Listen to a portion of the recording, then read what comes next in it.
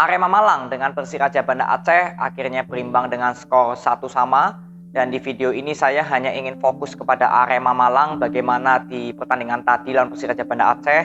Saya hanya ingin memberikan pendapat atau lanjutan preview kemarin, dan saya menonton pertandingannya secara penuh di televisi saya.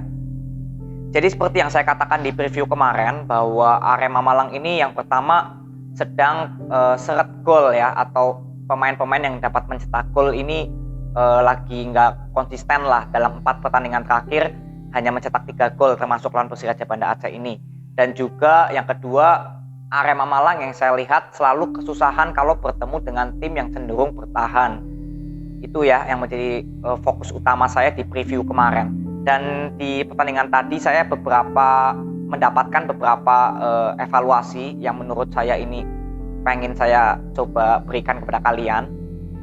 Jadi Arema Malang di babak pertama itu mendominasi lawan Persiraja Banda Aceh. Karena apa? Karena Persiraja Banda Aceh juga sesuai dari preview saya bermain cenderung bertahan, tapi mengandalkan counter attack. Nah, ini counter attack ini yang juga berbahaya dari Persiraja Banda Aceh, yang berapa kali memberikan peluang gol ya ketika Persiraja Banda Aceh berhasil melakukan counter. Ada beberapa peluang ya dari Persiraja Banda Aceh. Tapi di luar dari peluang gol dari Persiraja maupun Arema Malang, secara permainan ya, secara strategi, saya sudah bilang juga di review-review saya mengenai Arema Malang, bahwa Arema Malang itu cara permainannya selalu cantik yang saya lihat. Saya sudah buat videonya juga. Jadi mau pemain siapapun ya yang bermain di Arema Malang dengan pelatih yang top ini, itu tetap tidak ada masalah untuk Arema Malang membangun serangan. Ini dulu. Jadi membangun serangan, variasi serangan ini nggak ada masalah untuk Arema Malang. Cuma kan yang menjadi persoalan pemain yang mencetak gol atau power mencetak gol dari Arema Malang yang memang sedang dalam inkonsisten. Dalam 4 pertandingan terakhir hanya mencetak 3 gol saja, termasuk lawan Persiraja Banda Aceh. Dan kita tahu bahwa Arema Malang ini kan kandidat untuk juara Liga Indonesia lah, boleh dikatakan kan, karena peringkat kedua ya. Jadi untuk syarat lah, ibaratnya syarat untuk bisa memenangkan pertandingan itu kan harus mencetak gol ya. Paling enggak ya 2 gol, atau ya kalau 1 sebenarnya sudah termasuknya gambling lah, antara imbang atau ya sudah menang tipis. Tapi kalau 2-0 kan paling enggak bisa enak gitu ya. Nah, ini yang Arema Malang belum ada di 4 pertandingan terakhir. Menangnya tipis 1-0, 1-0, lalu ini imbang 1-1, ya mencetak golnya tipis, lalu 0-0 ya lawan lawan PSIS Semarang. Jadi benar-benar lagi bermasalah di masalah power mencetak golnya. Nah, yang saya lihat di pertandingan kali ini di babak pertama itu Dedik kan bermain di sebelah kiri ya, Dedik. Lalu Fortes di depan. Dedik di second striker. Yang kiri ini Rian Kurnia, di kanan ada Tito. Nah, ini yang saya lihat bahwa sebenarnya di babak pertama ini variasi serangan dari Arema Malang ini sudah baik. Saya nggak banyak mengomentari lah untuk di babak pertama. Sehingga di babak pertama ini walaupun ya Arema Malang sempat tertinggal dengan gol dari Persiraja Banda Aceh melalui free kick, itu set play bola mati ya, free kick, jadi nggak perlu saya komentari karena itu bola mati.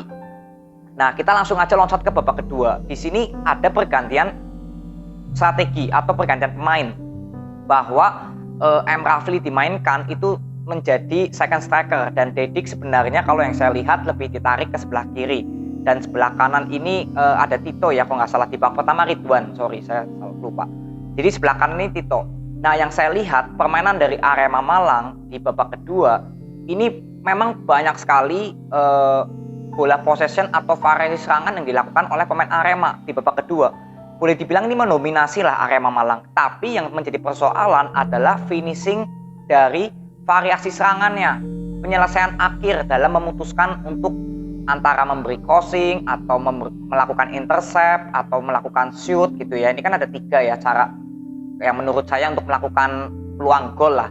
Nah, yang dilakukan oleh pemain Arema Malang baik dari Dedik, pemain sayapnya, lalu sebelah kanan ini selalu memberikan crossing bola tinggi kepada Fortes. Itu sebenarnya nggak masalah, itu bagian dari serangan atau variasi serangan ya, memberikan support kepada Fortes sebagai target man. Tapi ini yang saya menjadi sorotan, dari menit 46 babak kedua ini sudah posisi Fortes mencetak gol ya, dan itu melalui titik putih, melalui bola mati, bukan bola hidup. Ya sama ini, seperti komentar saya saat Persipura dikalahkan lewat gol Fortes, itu kan free kick bola mati juga. Dan ini Fortes juga mencetak gol lewat bola mati. Jadi nggak perlu saya komentari lah intinya. Yang menjadi sorotan saya ini kan mencetak gol melalui set play bola hidup sebenarnya. Nah ini yang saya lihat bahwa kembali lagi lini sayap dari Arema Malang ini terlalu banyak memberikan crossing yang memang ditujukan kepada Fortes, tapi terlalu banyak. Yang maksud saya ini kan kalau melakukan passing-passing tinggi kepada target man itu memang peluang untuk terjadinya gol 50-50. Kenapa? Karena bola ini kan diarahkan ke Fortes, belum tentu Fortes bisa mengenai bolanya yang pertama. Yang kedua, walaupun misalkan emang kena, itu kan masih belum tentu off target atau on target. Jadi masih 50-50 lah kalau dikatakan passing-passing tinggi kepada Fortes. Nah yang saya ingin lihat di menit 46 sampai menit 80 ya, keadaan satu sama, Arema Malang ini pemain sayapnya seperti kurang berani untuk melakukan intercept. Nah ini yang menurut saya bagian dari variasi serangan juga. Ketika bermain bola atas, oke lah Arema Malang sudah melakukan. Tapi melakukan intercept dan contoh shoot lah dari luar kotak penalti atau dalam kotak penalti, ini minim yang saya lihat di pertandingan kali ini. Pemain sayapnya ini memang nggak berani untuk melakukan intercept. Memang pertahanan dari Persiraja ini kan rapet banget ya, boleh dikatakan rapet banget. Nah, ini kan pinter-pinternya yang saya sudah katakan di preview, pemain tengah dan pemain sayap banyak mencari ruang, banyak melakukan bola-bola TikTok. Nah, yang saya lihat pemain sayapnya dari Arema Malang ini nggak ada pemain tengah atau pemain yang berdekatan untuk melakukan TikTok loh. Ini yang saya nggak lihat lagi di pertandingan lawan Persiraja Banda Aceh. Jadi benar-benar kalau sudah bola di sayap, pasti umpan tinggi kepada target man. Itu memang bagian dari variasi serangan, itu oke. Tapi kan lebih baiknya kalau semua variasi serangan dicoba. Tiga-tiganya ini, antara pemain sayap melakukan penetrasi, atau pemain tengah, pemain sayapnya melakukan shoot. Ini kan bagian dari variasi serangan juga. Nah, Arema Malang ini yang saya lihat yaitu tadi long ball terus. Dan itu berapa kali juga bolanya nggak bisa mengenai Fortes sebagai target man-nya. Nah, ini jadi yang saya lihat untuk evaluasi saja ya, yang menurut pendapat saya, kalau misalkan memang ingin bermain long ball, itu bolehlah dilakukan di menit akhir, menit 85 ke atas, ketika memang sudah buntu lah untuk mencetak gol, jadi main monoton. Tapi kalau dari menit 46 sampai menit 85 katakan, itu kan ada, boleh dibilang 35 menit ya, harusnya bisa dimanfaatkan oleh Arema Malang lebih lagi melakukan variasi serangan. Nah ini yang menurut pribadi saya atau pendapat saya, semoga bisa menjadi evaluasi untuk pemain dari Arema Malang lebih berani untuk melakukan penetrasi. Dan M. Rafli yang saya lihat ketika M. Rafli bermain memang lebih berdampak banget di babak kedua, karena M. Rafli juga berapa kali ingin melakukan intercept tapi posisinya ini di tengah. Dan saya sering melihat M. Rafli ini posisinya kalau nggak di kiri di kanan, koreksi jika saya salah, tapi saya melihat M. Rafli saat melakukan intercept ini baik, cuma posisinya di tengah, jadi antara kena atau pelanggaran ya, free kick gitu. Jadi ini buat evaluasi aja, pemain sayapnya harus berani untuk melakukan intercept lagi, dan juga pemain tengahnya lebih mensupport pemain sayap agar bisa melakukan intercept nih, pemain sayapnya melakukan tusukan gitu loh ke dalam area, dalam kotak penalti. Nah ini di babak pertama sebenarnya Rian Kurnia sudah baik nih, kalau yang saya lihat dia sudah berani untuk melakukan intercept ke dalam kotak penalti berapa kali saya lihat di babak pertama. Tapi kan diganti nih Rian Kurnia. Jadi berapa kali ya serangan dari Arema Malang di pertandingan kali ini, finishing variasi serangannya aja yang saya kira yang dilakukan hanya satu, yaitu pemain long ball. Tidak ada pemain sayap yang melakukan intercept atau melakukan shoot lah minimal yang on target ya, itu masih minim yang saya lihat. Jadi semoga ini untuk evaluasi aja, bahwa Arema Malang kita tahu adalah kandidat, termasuk kandidat juga untuk menjuarai Liga Indonesia, dan syaratnya kan harus menang ya agar menjuarai. Dan syaratnya menang itu kan harus mencetak gol ya. Nah maka dari itu saya ingin memfokuskan Arema Malang untuk bagaimana nanti peluang untuk menciptakan gol ini lebih banyak lagi. Dengan cara ya tadi tiga itu.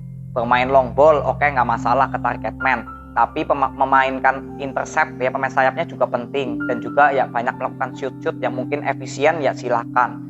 Ini kan bagian dari finishing variasi serangan yang dilakukan.